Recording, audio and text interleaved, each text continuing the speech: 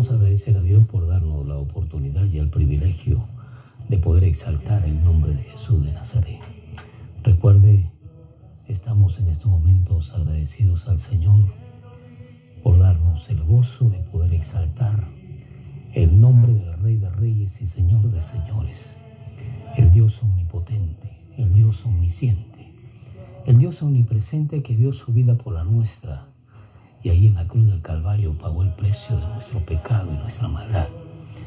Queremos darle las gracias al Señor por concedernos este privilegio de poder exaltar el nombre de Jesús de Nazaret. Por ello, agradecemos al Señor con todo nuestro corazón por permitirnos este momento tan especial, tan importante y trascendental en la vida de la Iglesia del Señor. Gracias a Dios, gracias al Señor por que usted está en estos momentos en sintonía.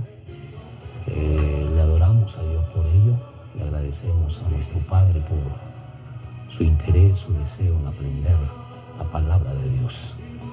Y bueno, ¿qué le parece si en esta oportunidad vamos y le decimos al Señor: queremos adorarte, Padre, queremos alabarte, queremos glorificarte, queremos exaltarte con todo nuestro corazón, con toda nuestra alma, con toda nuestra mente y con todo nuestro ser? Vamos a expresarle a nuestro Dios nuestra gratitud, nuestra adoración. Ahí en su casa, junto conmigo, dile al Señor: ya no queremos pelear, Señor, contigo. Ya no queremos hacer las cosas como nos parecen o nosotros queremos, Señor. Me ha vencido tu amor. Tú eres el Rey de Reyes y Señor de Señores. Y tu buen corazón. Tú eres el Dios omnipotente y omnisciente, quien se merece todo honor y toda gloria, quien se merece toda honra, toda alabanza, Jesús de Nazaret. Queremos adorarte, queremos alabarte, queremos exaltarte con todo nuestro corazón, con toda nuestra alma, con todas nuestras fuerzas. Digno eres de toda alabanza, de toda honra, de toda gloria, Padre eterno, Dios nuestro. Adórale, alábale, exprésale tu gratitud, exprésale tu reconocimiento, exprésale que le amas, que le alabas, que le adoras. Exprésale que sin Él nada somos, nada somos. Oh Jesús, Y tu amor evita. eres maravilloso, Dios eterno. Me di cuenta. Eres inmutable, Si gano esta eres el Señor de señores, eres el Dios omnipotente y omnisciente. hasta aquí me alcanzó. Reconocemos tu grandeza, reconocemos tu amor, tu misericordia, reconocemos tu gracia divina. Oh Jesús, De tu te adoramos, te alabamos, te exaltamos. hasta la. Venimos a rendirnos ante tus pies. Venimos a humillarnos, Señor, de rodillas ante ti, Señor, porque eres el Dios omnipotente y omnisciente. Te adoramos, te alabamos, te exaltamos con todo nuestro corazón.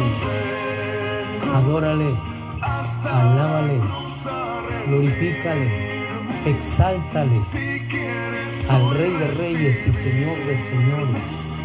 Vengo a caer a tus pies y a decir. Bendecimos tu santo nombre, Jesús. Gracias por tu amor. Gracias por tu misericordia. Elevamos nuestras voces para honrarte, para glorificarte, para exaltarte y para darte todo honor y toda gloria, para humillarnos ante tu digna presencia y para reconocer tu grandeza, tu poder sobre todas las cosas, porque no hay Dios tan grande como tú. Maravilloso Dios eterno, te tributamos honra, alabanza y adoración. Reconocemos tu grandeza, tu poder sobre todas las cosas. Nos humillamos, Señor, ante tus pies para decirte: Abba Padre, no hay nadie como tú, Rey de reyes y Señor de señores, Dios omnipotente y omnisciente. Te tributamos honor, alabanza, honra, gratitud, adoración, reconocimiento, porque no hay Dios tan grande como tú. Maravilloso Dios eterno, gracias por darnos el privilegio de alabarte, de adorarte, de glorificarte y exaltarte. Gracias por permitirnos humillarnos ante tu presencia y reconocer tu poder sobre todas las cosas. Digno eres de todo honor, digno eres de toda honra, digno eres de toda alabanza, digno eres de toda adoración. Maravilloso Dios eterno, te tributamos alabanza, honra y gloria, eterno Salvador. Bendecimos tu santo nombre. Gracias por tu amor, por tu misericordia. Digno eres de todo honor, de toda gloria. Venimos para bendecir tu santo nombre y reconocer tu poder sobre todas las cosas, Señor. Y te honramos, te alabamos, te glorificamos y te exaltamos con todo nuestro corazón. En el nombre del Padre, del Hijo y del Espíritu Santo. Amén, amén y amén. Amén, amada Iglesia del Señor. Es una alegría y es un grato honor poder estar junto a usted a través de las redes sociales compartiendo el mensaje de la palabra de Dios. Creemos profundamente que Dios tiene en esta noche una palabra para cada uno de nosotros. Por ello, le animamos a que usted juntamente con nosotros podamos participar a través probablemente de un concepto, una idea o un amén dentro del contexto de la enseñanza que vamos a llevar. Hoy día vamos a tratar pues cómo fue el comportamiento de nuestro Señor Jesucristo en diferentes acciones, diferentes actitudes que experimentó dentro del contexto de la predicación de la palabra de Dios. Cabe resaltar como preámbulo que no todas las cosas fueron fáciles para el Señor desde un comienzo.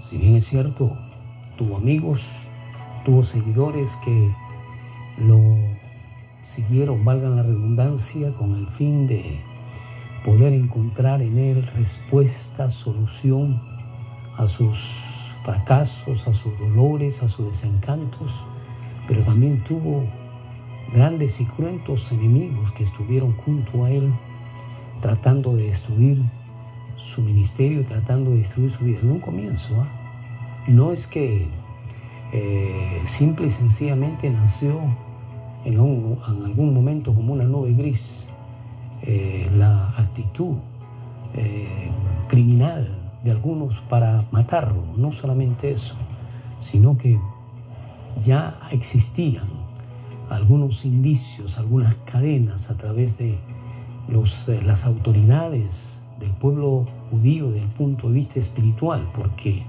cabe resaltar que fueron las autoridades desde el punto de vista espiritual que se fueron contra Jesús, que estuvieron desde un comienzo en desacuerdo con la predicación de su palabra, que no estuvieron muy agradecidos que Él les dijera las verdades y que no estuvieron a la altura de hombres verdaderamente que reconocían su condición delante de Dios, porque a Jesús lo miraban como cualquier cosa.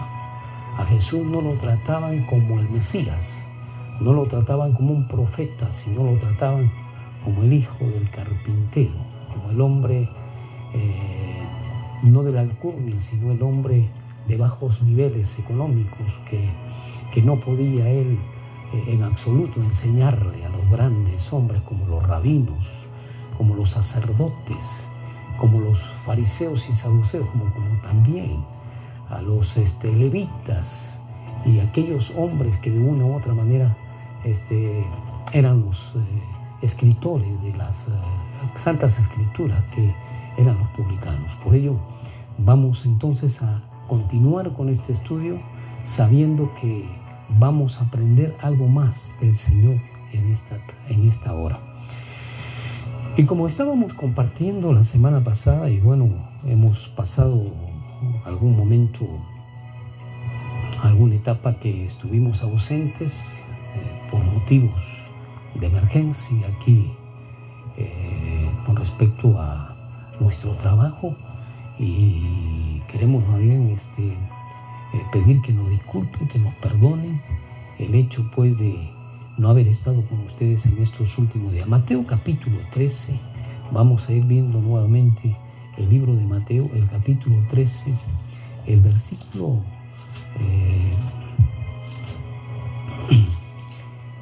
vamos a leerlo todo para entenderlo, para tratar de hacer el seguimiento de lo que nos dice la Escritura.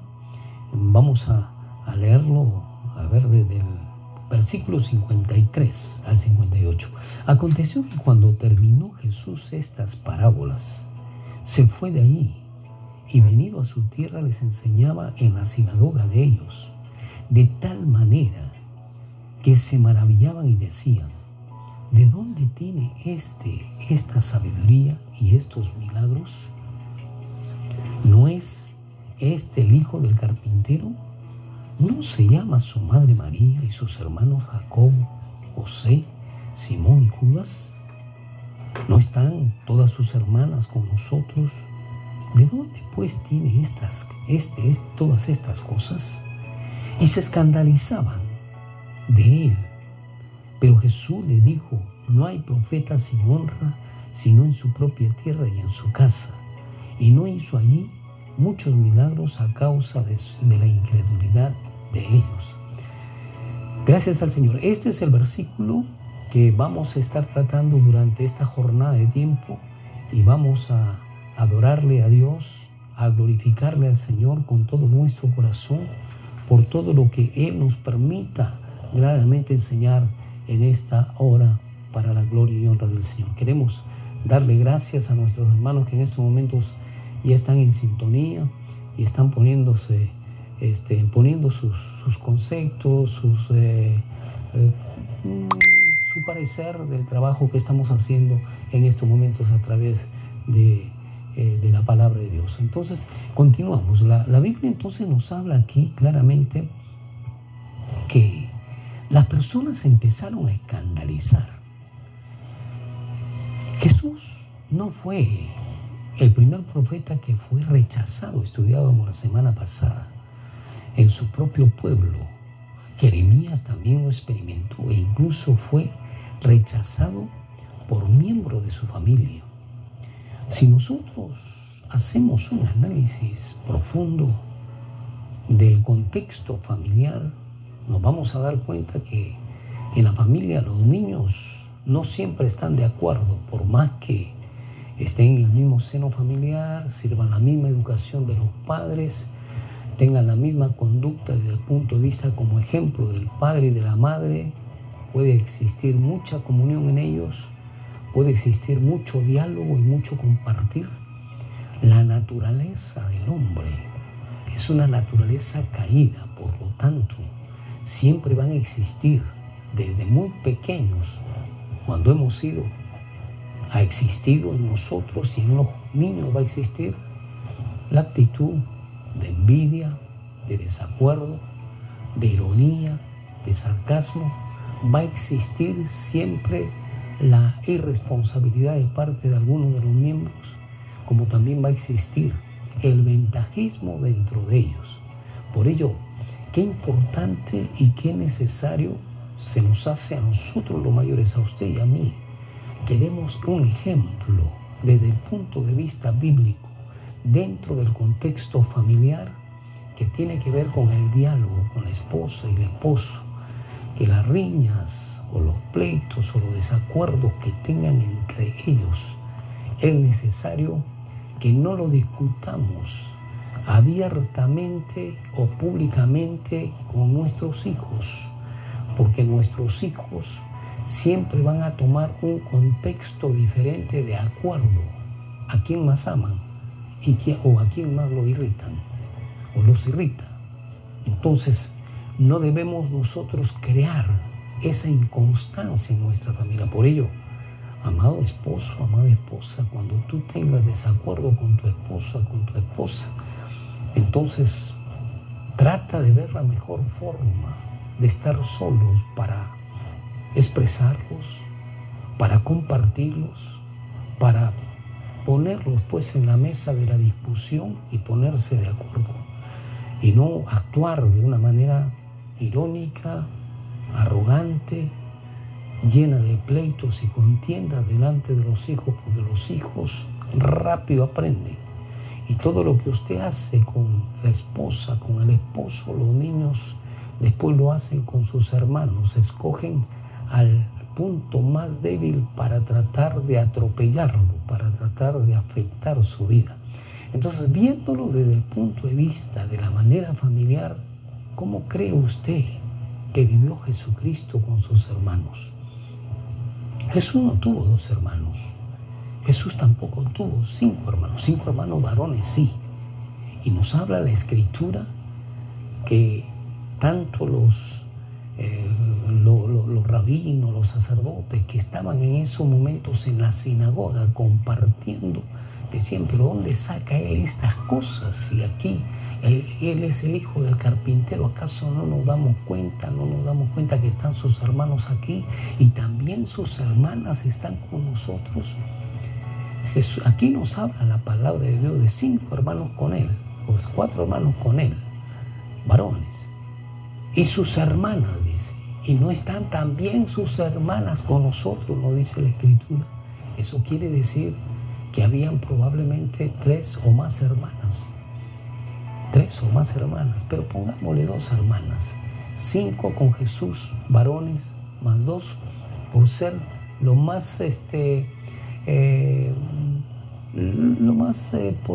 podemos decir sublimes para poder contabilizar. Allí habían 5 hermanos, con mujeres y varones. ¿No cree que José, teniendo la profesión de carpintero, a convivir juntamente con María y sus hijos, si eran 7 hermanos más 2, ellos son 9, la carpintería le ofrecía, le daba lo necesario para poder sostener toda la familia? Veámoslo desde ese punto de vista. Ahora, Jesús era el hermano mayor y Jesús tenía que ocupar el rol del Padre en algún momento cuando el Padre no se encontraba. Mayormente en casa Jesús no estaba. Probablemente si nosotros hacemos un análisis, que vivían en una casa grande y ahí tenía su carpintería, ahí tenía su centro de trabajo, pues Jesús tenía que estar junto a José para hacer la labor necesaria. Ahora hay otra cosa que tenemos que comprender, la actitud costumbrista del pueblo judío, como en muchos otros países también. Los hijos mayores eran los que iban a ejecutar la labor del padre cuando el padre tenga que dejar o tenga que cesar el trabajo que realiza o la profesión que realiza. Y Jesús era juntamente con José carpintero. Ahora, ¿por qué es necesario que hagamos todo un análisis profundo de lo que estamos haciendo? Es porque la actitud despectiva de los rabinos, de los sacerdotes, de los publicanos que se encontraban en esos momentos allí en este centro donde se reunían cada fin de semana, los días sábados por la mañana, para estudiar las escrituras de la ley de Moisés. Entonces, ahí estaban ellos claramente ubicados en este lugar, cuando nos dice de esta manera que estaban en la sinagoga pues enseñando, Y estos personajes empezaron a expresar de esa manera, de una manera tan vulgar, tan despectiva, de una manera tan despreciativa ante Jesús, palabras como estas. ¿No es este el hijo del carpintero? ¿No se llama su madre María y sus hermanos Jacobo, José, Simón y Judas? ¿No están todas estas, no están todas sus hermanas, no dice sus 2 hermanas, tampoco dice sus 3 hermanas, sino todas sus hermanas con nosotros? ¿De dónde pues tiene todas estas cosas? Y se escandalizaban de él. Pero Jesús le dijo: no hay profeta sin honra sino en su propia tierra y en su casa. Y no hizo allí muchos milagros a causa de la incredulidad. Ahora, lo que estamos tratando de abordar en estos momentos como preámbulo es hablar del contexto en que se encontraba Jesús desde el punto de vista cultural, político, social, económico, dentro de la familia de José y María, en este pueblo de Nazaret. ¿Por qué nosotros expresamos esto? Porque tenemos que ubicarnos en el lugar de los acontecimientos. Estamos hablando un poco de la relación de María con José, como también de la relación de José con sus hermanos, por el hecho que la Biblia lo observa en estos momentos. ¿No es acaso el hijo del carpintero? ¿No es acaso el hijo del carpintero? Está diciendo estos hombres que se habían maravillado en la sinagoga por la sabiduría que tenía y por los milagros que estaba haciendo. ¿No se llama su madre María, como quien diciendo cualquier cosa? Su madre María y sus hermanos Jacobo, José, Simón y Judas, más él 5. ¿No es acaso hijo de una familia numerosa, que su padre es carpintero y que María es su madre? ¿Por qué tratan a María de esa forma? Quizás porque había tenido muchos hijos, probablemente porque era esposa de un hombre que no tenía una profesión de la alcurnia. Es muy probable que ellos, al actuar de esta manera, están diciendo: ¿por qué tenemos que mirarlos? ¿Por qué tenemos que escucharlos? Si ellos no nos llegan al hombro, ¿por qué tenemos que atenderlos? ¿Acaso no son cualquier cosa? Ellos no están a nuestro nivel para entender, para escucharlos, para atender lo que ellos nos dicen. ¿Y de dónde ha sacado todas estas cosas? En otras palabras, estaban escandalizados y sorprendidos porque no les entraba en su razonamiento las cosas de Dios. No les entraba en su razonamiento que el Dios que usted y yo tenemos tiene todo el poder, es omnisciente y omnipresente, y Él hace las cosas conforme Él las ha planificado. Y no necesita Dios tu educación para hablar, no necesita tu capacidad económica para hacer milagros, no necesita tu poder político y social para obrar conforme a su preciosa y perfecta voluntad. Jesús, nuestro Señor Jesucristo, nuestro Padre Celestial, está necesitando corazones dispuestos, que estén completamente, valga la redundancia, dispuestos a renunciar a sí mismos para que Él otorgue, para que Él nos regale sus preciosos dones y de esa manera poder desarrollar el plan primogénito de llevar su palabra a esta sociedad. Y estos hombres estaban escandalizados porque para ellos no era Jesús, José y María y todos sus hermanos no estaban en la condición claramente que ellos consideraban la adecuada como para tener tanta sabiduría Jesús. Pero no se daban cuenta que estaban tratando con el mismo Dios. No se dieron cuenta que Dios era a través de Jesús hablando y compartiendo con ellos estas enseñanzas tan prodigiosas para la gloria y honra de nuestro Padre Celestial. Por tanto, yo le animo que usted y yo entendamos tres cosas importantes. Lo primero que tenemos que entender es que nosotros no somos nadie para elegir a los demás qué es lo que queremos que Dios haga con ellos. Es Dios quien elige. Nosotros no somos nadie para elegirnos nosotros lo que Dios haga con nosotros. No, es Dios quien elige, es Dios quien otorga, es Dios quien da, es Dios quien prepara.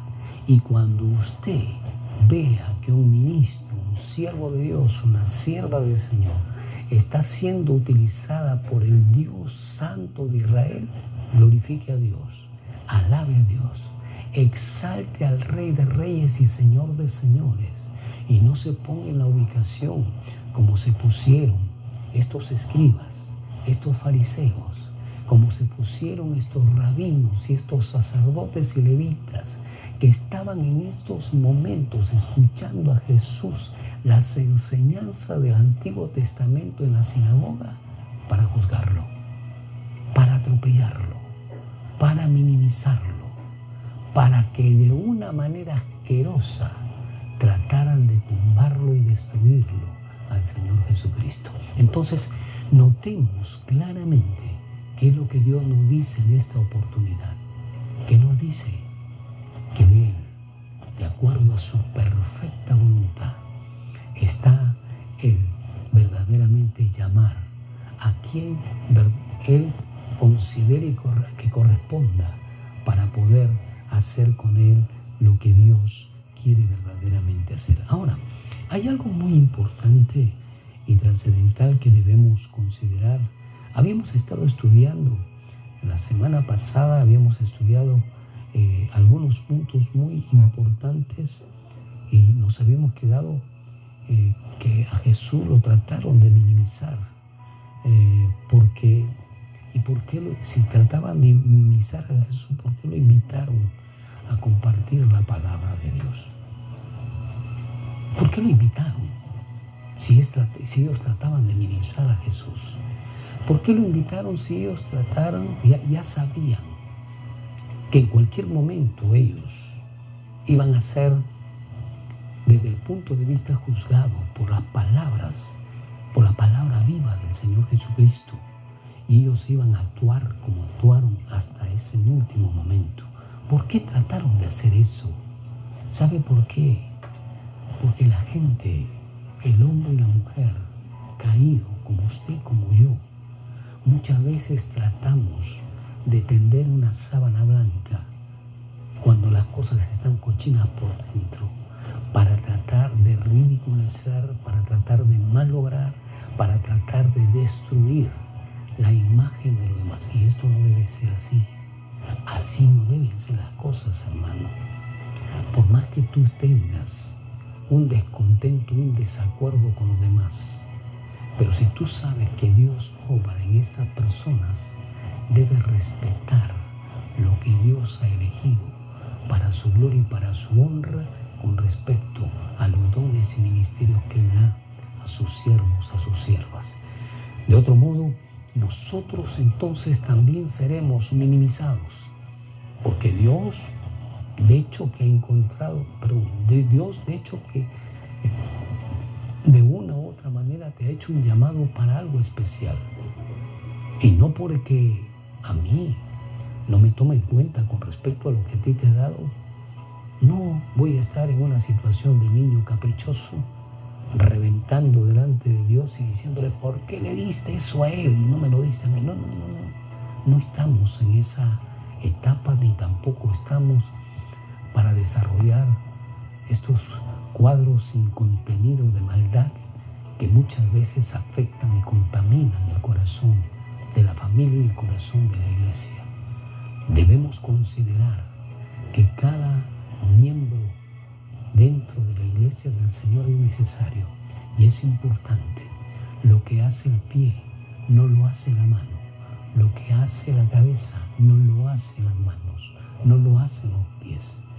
Por tanto, si a usted le correspondió estar en la cabeza, gloria a Dios. Y si a usted le correspondió estar asumiendo el papel del corazón, gloria al Señor por ello. Jesús era escuchado ya por su popularidad y crecía, su popularidad crecía y todo esto se iba escuchando por todos lugares. Jesús estaba dando ya en esos momentos una muestra de que el Dios omnipotente lo apoyaba no solamente en ciertas esferas, sino en diferentes esferas de la sociedad. Lo hacía con los niños, lo hacía con los jóvenes, con los adultos, con las mujeres. Estaba en una ciudad y se manifestaba la gloria de Dios a través de lo que hacía. Estaba en otra ciudad y lo seguían pues las obras maravillosas del poder de Dios, porque Él era el mismo Dios. Y Jesús ya era popular. Y por lógico, ellos, los sacerdotes, los rabinos, quienes eran bien vistos dentro del contexto judío, dejaron de ser bien vistos porque ahora sus miradas estaban puestas en Jesús.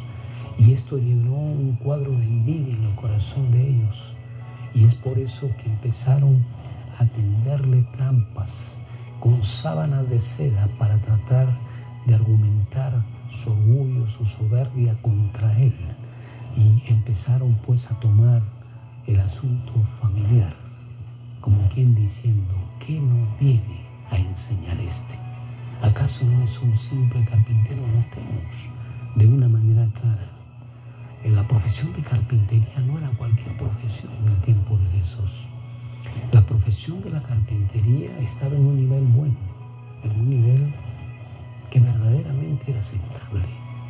El problema que había entre José y María, esta familia, no era el problema de la carpintería. Por eso es que aquí claramente estos hombres dicen, ¿acaso no es María su mujer? ¿Por qué María se había dejado hacer tantos hijos de José? Ahora notemos el sacrificio, el esfuerzo que hacía María. María era una mujer esforzada, dedicada, luchadora.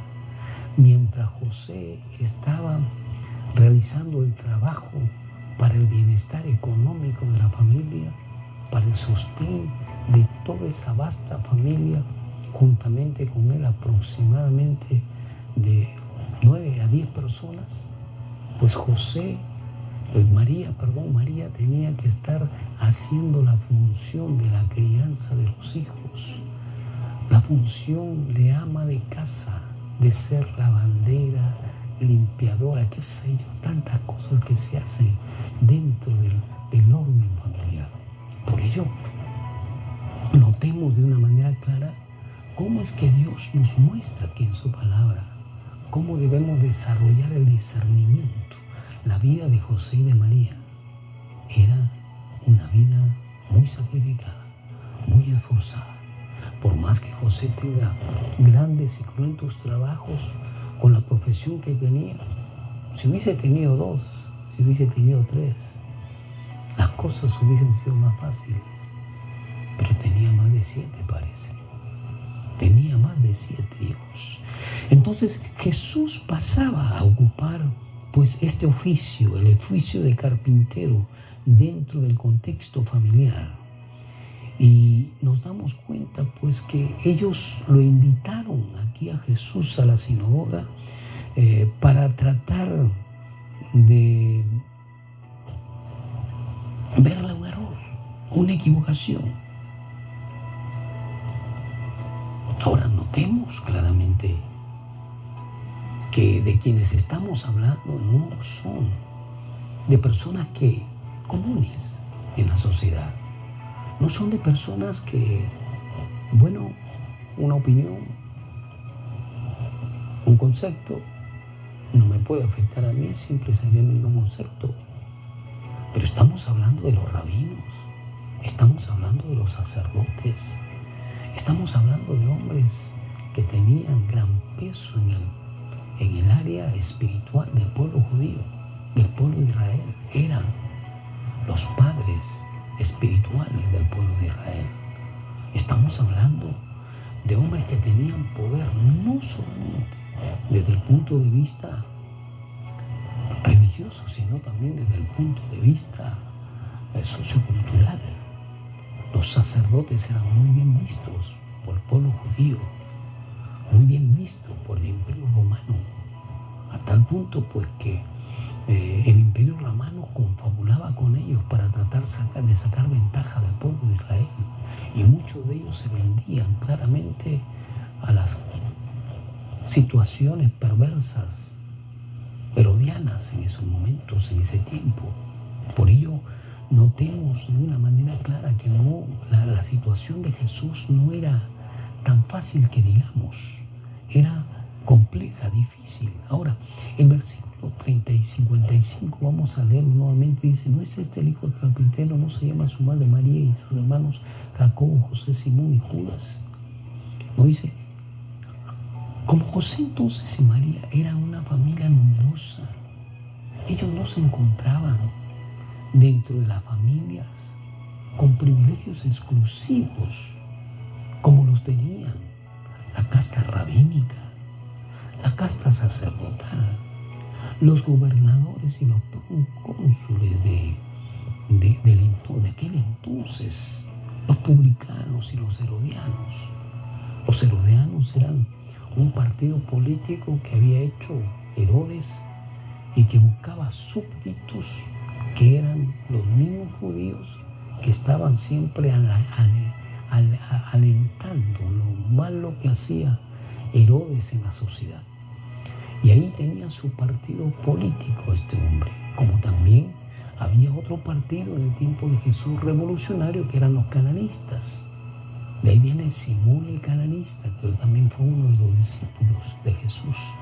Entonces nos damos cuenta que en el tiempo de Jesús habían ciertos factores que debemos considerar que tomaban parte de la estructura desde el punto de vista económico, político y social, pero que lo dejaba de lado a la familia de Jesús por no tener lo suficiente económicamente hablando, ni tampoco pertenecer a la alcurnia o a la clase alta o a la clase de élite de esos momentos. Ahora, si nos damos cuenta hoy, esto sucede también hoy, en la actualidad. Si a ti te ven que tú tienes un carro último modelo y llegas a una reunión, oiga, te agarran el piso y así no seas nadie. Pero si tú eres un ministro del Señor y te ven llegando en bicicleta o caminando, por eso no ha cambiado mucho el asunto. Sigue siendo lo mismo. Cuando usted ve a un ministro del Señor, tenga o no tenga carro, tenga o no tenga dinero, respete lo que Dios ha hecho en él para la gloria y honra del Señor Jesucristo. Cuando usted ve a un hombre de Dios que está anunciando y predicando la palabra, dele la gloria y la honra al Señor, pero escuche también la voz de Dios a través del ministro. Entonces José y María y toda su familia no pertenecía entonces a esta casta rabínica, a esta casta sacerdotal, ni a esta casta de los gobernadores y procónsules en esos momentos, ni de los publicanos, ni de los herodianos. Jesús hizo pocos milagros en ese lugar debido a la incredulidad de ellos. Es trascendental lo que nosotros nos damos cuenta aquí. Notemos lo que dice la palabra de Dios. En el versículo 57 dice: y se escandalizaban de él, pero Jesús le dijo: no hay profeta sin honra, sino en su propia tierra y en su casa. Y no hizo allí muchos milagros a causa de la incredulidad de ellos. Aquí cabe una pregunta. aquí cabe una pregunta y esta pregunta la vamos a responder en estos momentos también. ¿Acaso Jesús tenía poder limitado? ¿Jesús necesitaba que ellos crean que Él tenía poder para hacer milagros, para hacerlos? ¿Jesús estaba circuncidado a lo que ellos creían para obrar? No, no es así. No es así.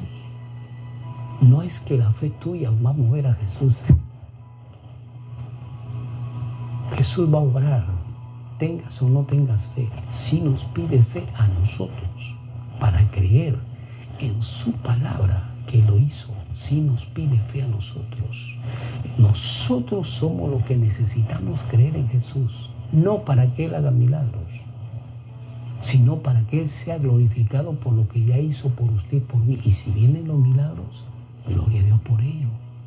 Y si no vienen, también gloria al Señor por ello. Tenemos que aceptar lo bueno del Señor, pero también las limitaciones que nos permite vivir para su gloria y para su honra. Quiero saludar de una manera muy especial a Giovanna Baltazar y a Marcelo Zambrano. Gracias por estar en sintonía y queremos animarles a que puedan compartir este tema que quedará grabado para la gloria y honra del Señor. Entonces estamos hablando, volviendo al tema, que Jesús no necesita tu fe para obrar. ¿O crees que tu fe mueve al Señor? Ese concepto que hay en el pueblo cristiano y que para mí es una falta de respeto, que muchas veces le decimos al Señor, ahora mismo, Señor, que es una actitud arrogante. Es lo mismo que están haciendo aquí los publicanos, es lo mismo que están haciendo aquí los rabinos, los sacerdotes, tratando de minimizar a Jesús. Pero no por eso Jesús dejó de hacer milagros. ¿Saben por qué no lo hizo? Porque no se lo merecía. ¿Sabe por qué no lo hizo? Porque era como tirarle perlas a los chanchos. ¿Sabe por qué no lo hizo? Porque Jesús vio el corazón endurecido de esa gente que no se merecía ni siquiera que Jesús les ofrezca la palabra. La Biblia lo va a decir claramente, y no hizo allí muchos milagros a causa de su incredulidad de ellos. O sea, fue la incredulidad de ellos que los castigó a no ver los milagros de Jesús. No es que la incredulidad de ellos le quitó poder a Jesús, no es así. Fue la causa de la incredulidad de ellos que los llevó verdaderamente a tener una relación de la misma manera como ellos consideraban despectiva, malograda, turbia, grosera delante del Señor. Usted, como padre de familia, si tiene un hijo mal agradecido, ¿estaría dispuesto a regalarle cosas? Ahí tiene usted 3 hijos y dentro de los 3 hijos uno es mal agradecido y usted le compra el regalo a todos los 3 y el primero viene, gracias papá, me regalaste un carrito, y el otro, gracias papito, me regalaste una pelota, y el otro porque usted le regaló probablemente un carro igual que el otro, ni siquiera le dijo gracias y lo dejó el carro por allí. La pregunta es esta, ¿usted le regalaría nuevamente? O si usted está siempre comprándole, si usted está siempre ofreciéndole lo mejor a su hijo y su hijo ni siquiera lo mira, ni siquiera lo ve a usted para expresarle una gratitud, ¿lo haría con gusto? Eso es lo que hizo Jesús con los fariseos, eso es lo que hizo Jesús con los rabinos, eso es lo que hizo Jesús con los sacerdotes que estaban ahí. ¿Cómo iba a mostrar más sus milagros en ese lugar cuando eran groseros? Ahora, no es que Jesús no hizo milagros ahí,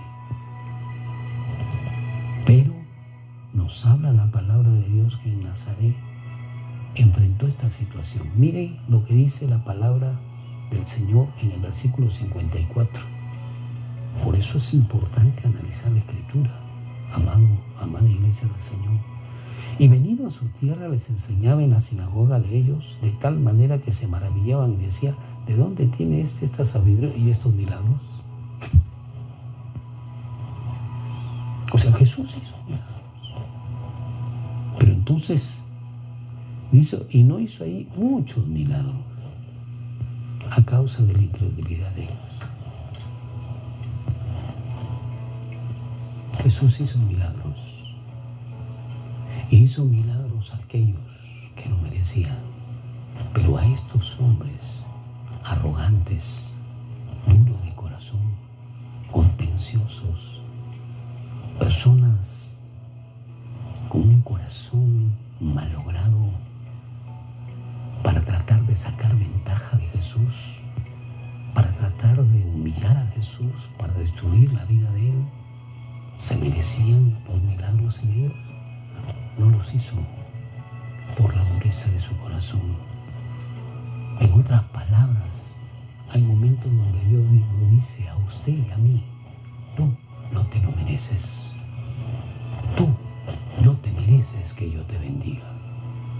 Tú estás actuando de una manera grosera conmigo, que no te mereces que yo te escuche tu oración.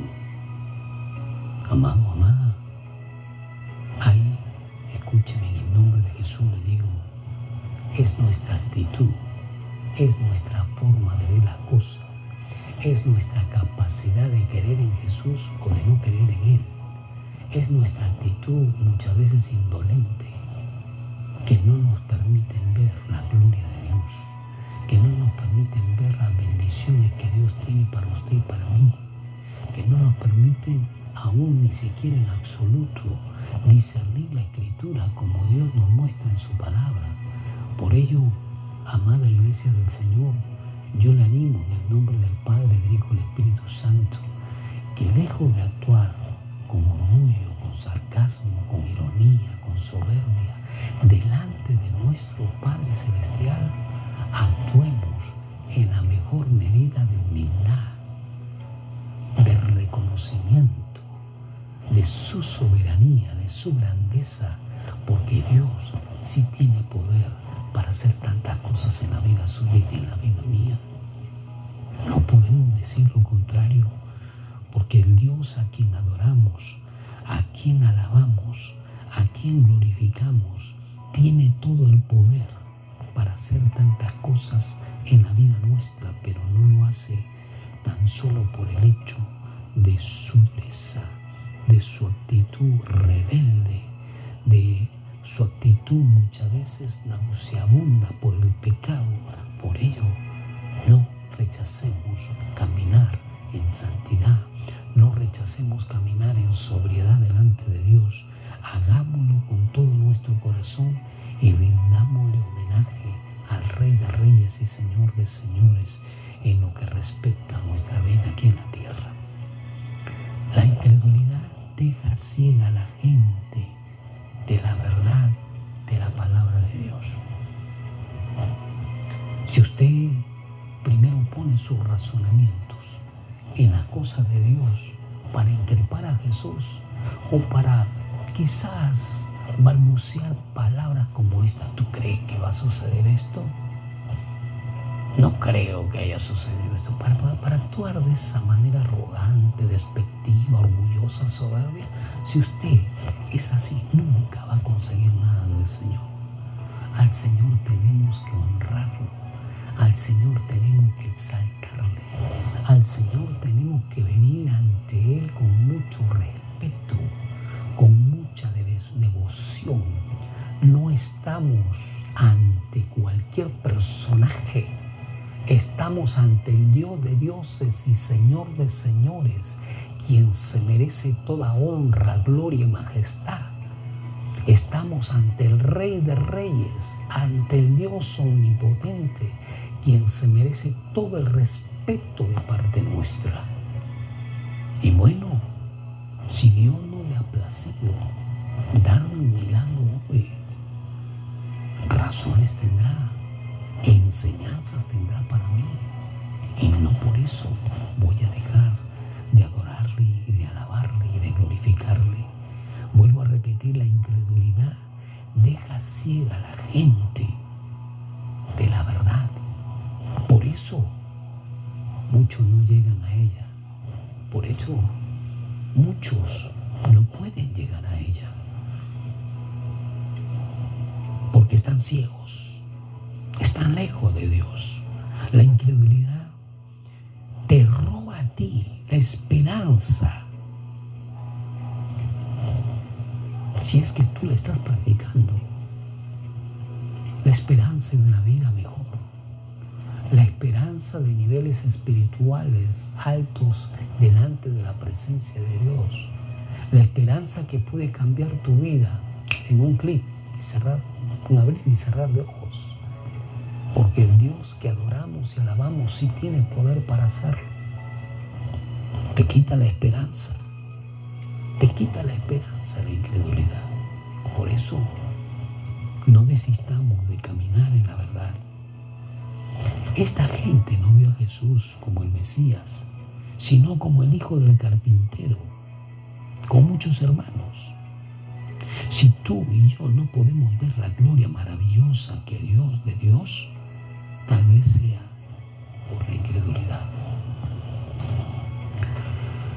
Dios, en su perfecto amor, en su gran misericordia, todos los años de nuestra vida,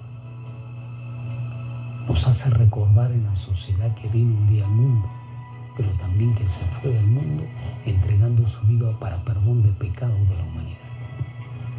Y sabe, no hay mayor obra con tanto poder, con tanta gloria, con tanta majestad en el mundo que haya existido como la obra redentora del Señor de señores, del Dios omnipotente, de Jesucristo, que hizo por ti y por mí al pagar el precio de nuestro pecado en la cruz del Calvario. No hay obra más maravillosa que aquella. ¿Y sabe por qué? Porque ella compró el reino de los cielos para nuestra vida y para toda la eternidad. Por tanto, yo le animo, amada iglesia, amado hermano y hermana, que lejos de acusar al Señor, lejos de señalar al Señor, usted decida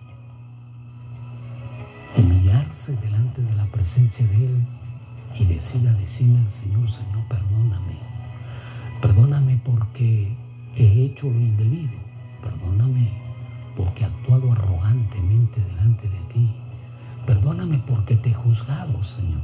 ¿Quién soy yo para juzgarte, pecador, incrédulo, un hombre con falta de fe?